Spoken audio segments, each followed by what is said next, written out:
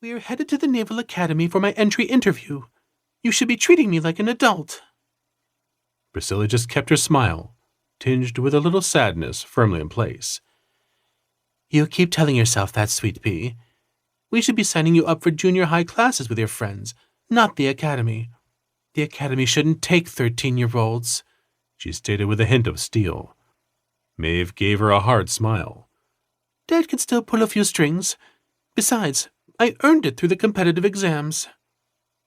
Priscilla's face became still, eyes focused on Maeve. And because there are so few applicants, so don't get a swelled head, young lady.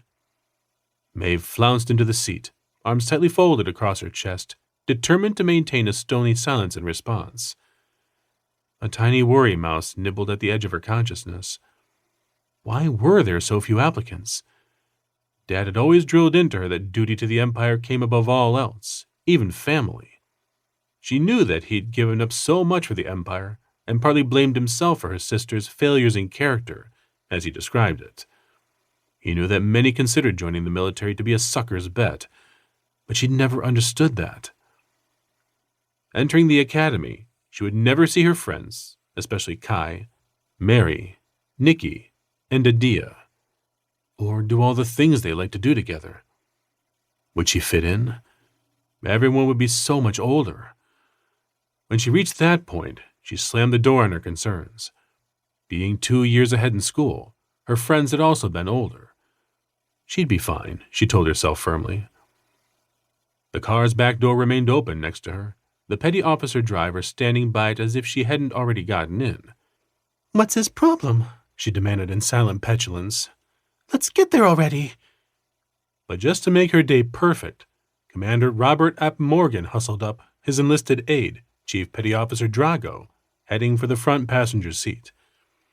In his dress whites standing just over 6 feet tall, with a trim build of an officer who hadn't let time behind a desk put weight on him, short, brown hair turning gray at the temples, and a confidence Maeve could only hope she'd inherited, the commander cut a dashing figure, until one spotted the bulging briefcase he carried. Oh no, if the other students see him with his old-fashioned paper fetish, I'll never live it down. Why can't he just stay home? Pretty exciting, isn't it, Princess?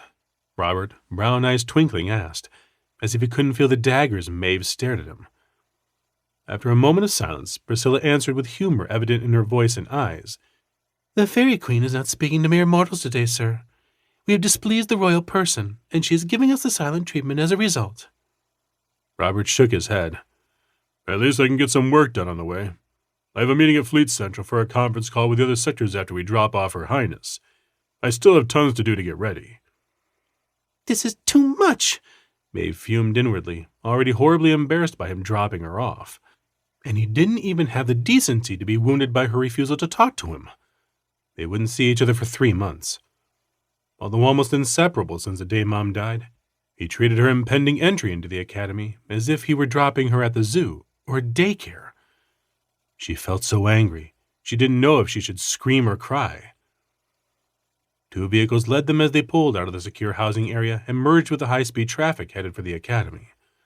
Another pair fell in behind, before one of them moved up to cover their right side and one from ahead dropped back to cover the left. A perfect bubble. Suddenly, Drago pressed his earbud tightly. Turning eyes wide with alarm, he hissed, Incoming fighters, no identification. 60 seconds out. Robert's head barely lifted from his paperwork as he ordered, Send our air cover to take them down. Maeve hadn't been aware of any attacks on him recently, but apparently they were so common he didn't show any concern. She felt a flutter of alarm, as well as hurt, as she glanced apprehensively into the innocent blue sky. Someone had attacked him, and he hadn't told her about it. The idea rattled her. She couldn't lose him, too.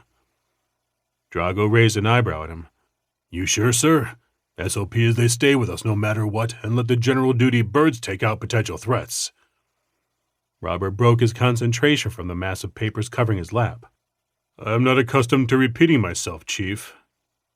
Drago, with a disapproving frown, gave him an aye aye, and turned back to his comm panel.